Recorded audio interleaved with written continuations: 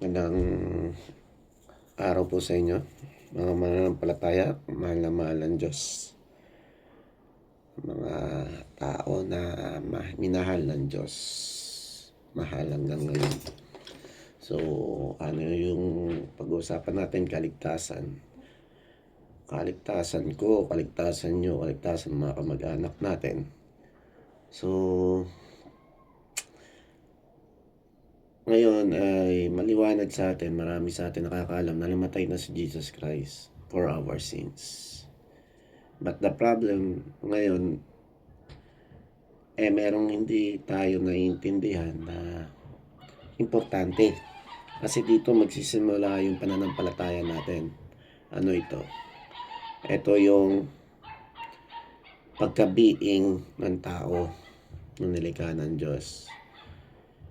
Nung nilikha ng Diyos ang tao, nagkaroon tayo ng tatlong persona din na pag-being natin. Ano ito? Una, katawan. Pangalawa, kaluluwa. Pangatlo, espiritu. Okay? Ito yung nilikha ng Diyos nung una sa Genesis. Ang panahon na ito, nung nilikha niyang tao, kasama natin si God dito, ito yung heaven. Kaya lang nung nagkasala ang tao,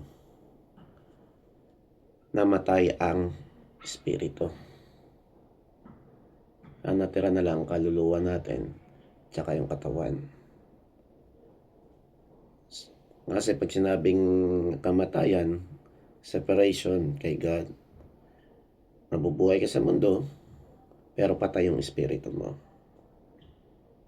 Physically, spiritually dead. Okay, sana maintindihan natin yan. So, ngayon, nangyari, ano ba itong tatlo na to? Bago tayo nagpatuloy. Espiritu, ito ay galing, ito yung natawag ni God God the Father na breath of life. Ito yung natawag niya rin na lamp. Ito yung pinaka papasukan niya sa atin. Ito yung kinakausap niya sa atin. Okay. Ito yung galing sa kanya. From His divinity. Okay. This spirit know how to serve God. This spirit belong to His maker. Okay. Ito yung pag ito ang na-satisfy, itong spirit na to, you will feel completed, satisfied, full of joy, inner peace, lahat sasabog yung luwag ng paramdam mo. If you satisfy this spirit of yours. Okay? Ito naman soul, ito naman yung emotions natin, yung free will natin, yung thinking natin. Okay? Ito yung nag-hold ng memories natin. Now, this one naman, yung body, ito yung galing sa lupa. Okay? Ito yung nasasaktan, ito yung pag nagkakasakit. This body is nagugutom, dying. This body is dying, aging, this body. Okay. When Adam sinned against God by disobedience, God, as perfect God, separated Adam and Eve from His presence. Because sin entered, we are dead by spirit. So, nawala yung communication natin kay God dito. Nawala yung hindi na natin nasisense si God dito. Kasi patay tayo sa espiritu. That's why we are living in the earth na parang ligaw. You know na, nasan ka ba, may natutulog ka ba Diyos? We even cursed God. We don't know what happened. Nasaan ka, nasaktan ako, nasaan ka. Kailangan ko ng tulong mo, nasaan ka? Yan, kasi we are dead in spirit. Okay? This soul is eternal din to. Eternal din yung character na ito. This soul can lead the body, your emotions, your will, your intentions. This soul is can lead you in, this is your personal life, can lead you in a way. Nasaan ka ngayon? Ito yun. Ito yung nag-iisa. Inside our body. Ito yung nag-iisa. So, the difference now, if you don't understand, kung hindi natin naintindihan, kasi yung salvation ni Christ, yung pagliligtas sa atin, we don't fully be surrendered to Him. We are lost. Because what happened, only soul receive, dead in spirit. Okay? In order for us to worship in spirit and in truth, there must be spirit. This spirit worship in truth to God the Father and Lord Jesus Christ, this spirit. But we are dead. Okay. So, nangyari ngayon, yung soul natin, gumawa tayo ng sarili nating Diyos. We're deceived by the devil na ganito, ganyan. Huwag kang maniwala sa langit, huwag kang maniwala sa impyerno, magpakayaman ka lang dito sa mundo na to. Sundin mo yung layaw ng katawan mo, pag magpakasaya ka habang nandito ka sa mundo. Hindi niya kasi naiintindihan truly yung salita ng Diyos. He know himself, there is God, there is His words in the Bible, but he don't understand what God really meant, or what ang nahihirapan siya na maglingkod sa Diyos because he is dead in spirit. Alright? Hindi niya maintindihan na yung sinasabi niya lang, I love you Lord, pero walang laman, because this is our will only. Okay? Our will lang yan. Deceived by the devil, by the wickedness of the earth. Kasi ang ruler ng earth is the devil. Lahat ng magpapadelay sa iyo, makilala mo ang Diyos, gagawin niya kasi mahal ka niya, even though you are killer, or lahat ng nilalang mahal ng Diyos yan. Lahat ng kikitaan yung buhay, even he is doing bad, mahal ni God yan. Kaya lang, dahil na lang din sa kasalanan, nagpaloko sa kasalanan kay devil, their hearts is very hard. But some of you, even nasa tiyan pa lang, tinawag na ni Jesus Christ, ni God the Father, na maglingkod sa Kanya. You are predestined to be His children. Okay? Even though kahit lost ka, darating yung point, you know inside you that you are to God. You have this inner spirit alive. So when Jesus Christ died,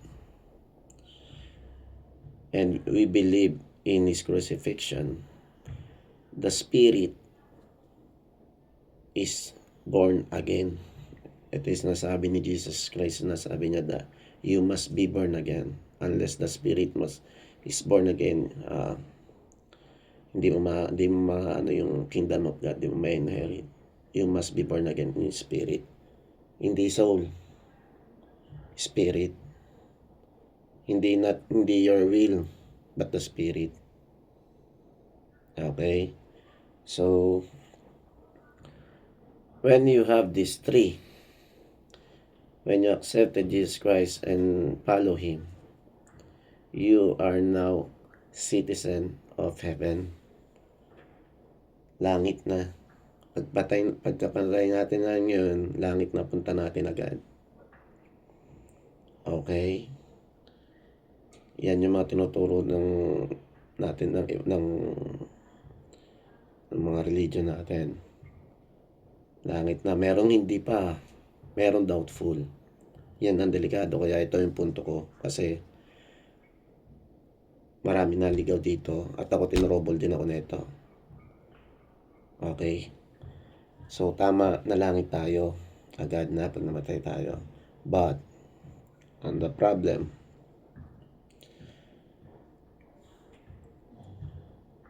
hindi tinuturo na religion natin this three basic being natin, how to worship in spirit and in truth.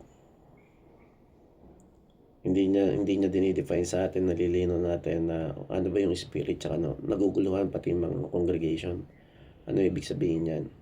Kasi sometimes you have the spirit, but ang nagle-lead sa'yo ay soul mo, yung sarili mong will.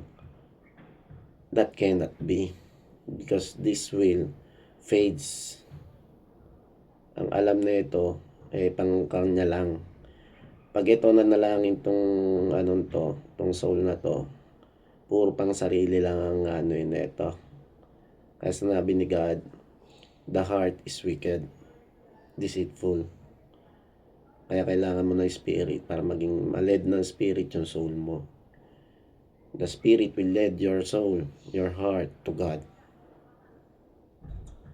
Ito yung hindi ito sobra-sobra, hindi siya led by emotions.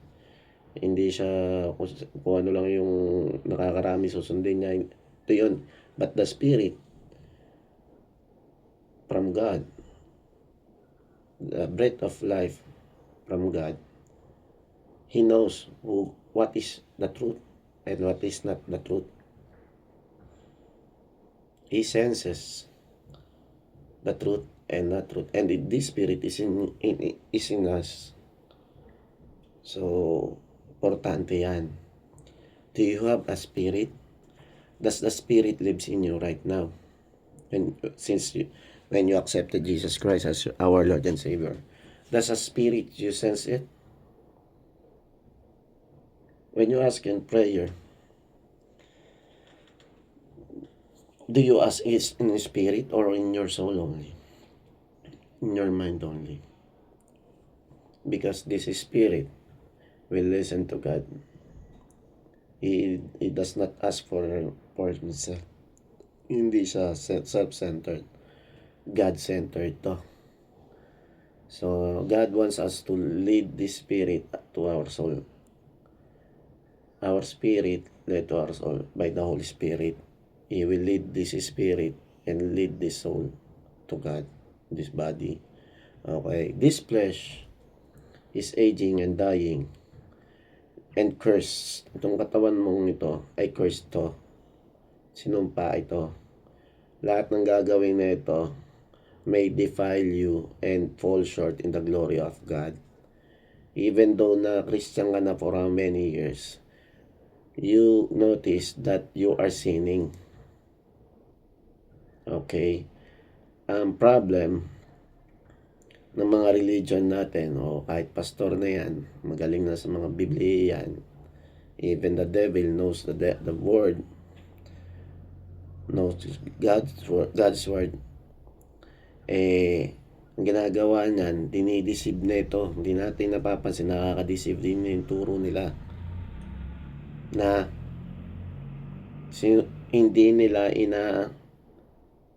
hindi nila tinatanggap yung pagkamatay ni Kristo na tapos na. Yan masakit na katotohanan na these people was deceived and teach us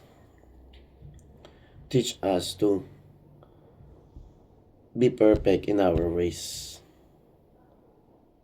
Okay? Na hindi natin makikita na hindi tayo makakalapit sa Diyos hanggat meron tayong mali. We should be perfect bago tayo maligtas. Hindi nila nasisigurado yung kaligtasan, which is wrong, blasphemy. Ginagamit nila yung salita ng Diyos para i-twist yung mga tao, yung mananampalataya na mahal ng Diyos na tinawag niya. So, nararamdaman nyo, marami yan. Mapapansin nyo yan sa mga religion nyo ngayon. Kung naiintindihan nyo, may paliwanag ba sa inyo to? Walang works ang makakapagpa-justify sa atin. Only blood of Jesus Christ. Even though you're 10 years na Christian, you know Him. And struggle mo pa rin yung mga pinag-i-strugglean mo. And nahihirapan ka. If you are troubled, what you will share?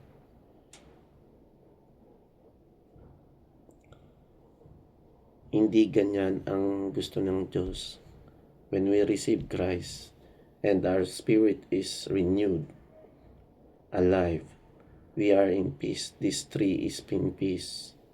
And this tree agree to love God wholeheartedly and surrenderedly. When this tree agrees to the Spirit, our spirit, led by our spirit, this soul will adjust. He will remove what the Spirit can say.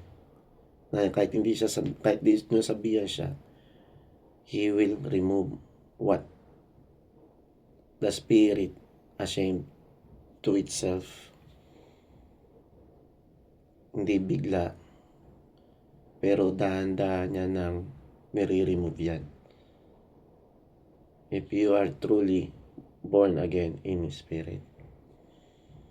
And sin has no power in you. Kahit 15-20 years ka na, have faith in God in blood of Jesus Christ, that you're already perfect in the eyes of God the Father. Kahit anumang kasalanan na magawa mo pa, it's already done. It's finished. You are under grace. So if you sin, for example, may bisyo ka pa, matagal ka na naglilingkod sa Diyos, pero may bisyo ka, di mo bitawan, hindi para yung pigilan ka sa paglilingkod. Hindi yan ang magpapaiwalay sa iyo sa righteousness mo kay God. Na yung ang tinuturo lang kasi ng mga religion, ganon. Pag may makasalanan ka, hindi ka pa pwede mag-share ng gospel. Diba? Kung paano tayo nandadaya si Satanan, si Tanas, yung devil, paano tayo dinadaya. Kung paano tayo nililin lang. Diba? He can use the leaders, the preachers, diba? Para masuppress niya yung gospel. Because I feel it. Nung naintindihan ko to, I suddenly changed without knowing. And I am hindi ko nalang napapansin, pati yung kasama ko sa bahay nagbabago. It's God. It's true. His word is true. Yung sinabi ni God Jesus na hindi lang sa pagkain nabubuhay ang tao, kundi sa bawat salita ng Diyos. It's true. Because the food of the Spirit is the word of God. Kaya pag nagsumamba ka, nanalangin ka, or nagbasa ka ng Biblia, may nabubusog. Magtataka yung mind mo. Bakit? Ang tagal ko pa hindi nakakain lipasan na ako, hindi pa rin nagugutom kasi busog yung espiritu mo. Read your Bible through Spirit. Kahit hindi mo maintindihan, basahin mo lang. Yung spirit mo mag-i-interpret niyan. Lagay mo lang sa puso mo, sa soul mo. Pangalawa, don't be led by your own will or by your own emotion or soul. It's distraction ahead. Because eto ay susunod lang din sa katawan. Sumusunod lang yan eh. Sino lamang? Lamang ba si katawan? O lamang ba yung spirito inside you? Pag makamundo ka, dito ka. Pag makadiyos ka, dito ka. Okay? So, Importante yan. You are assured in heaven.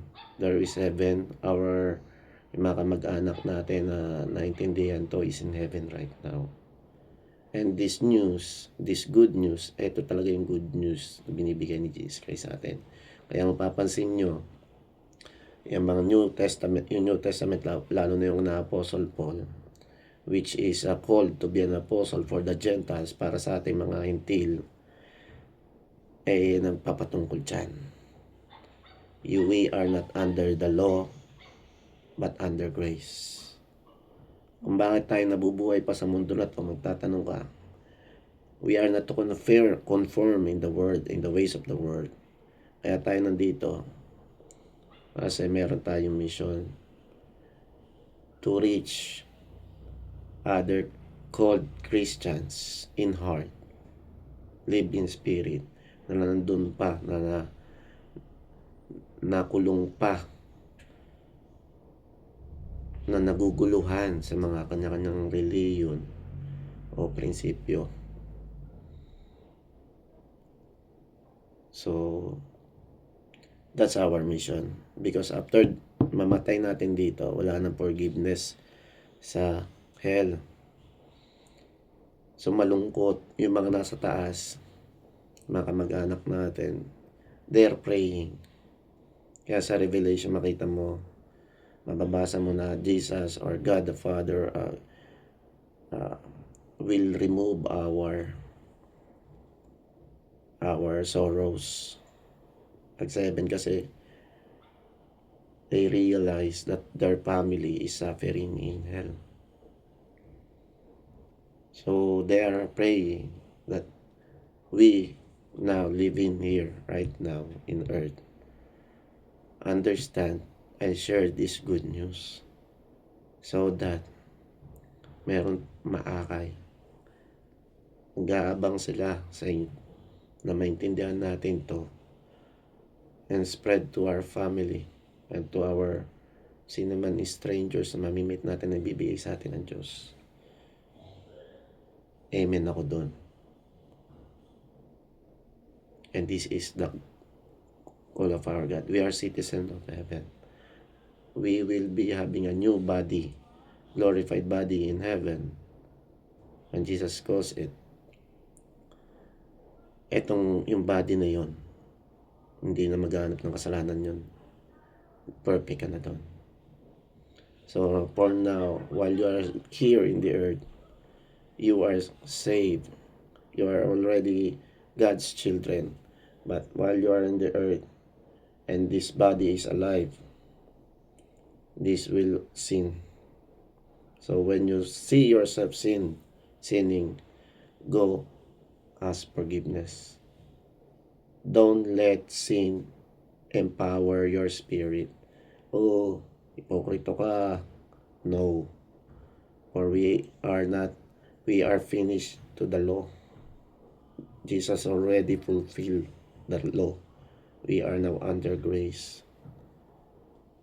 So sana maintindihan po natin mga kapatid, God's love us so much na nag-naintindihan natin yan, we will know how to serve God in spirit and in truth. So yun lang. God bless you mga kapatid.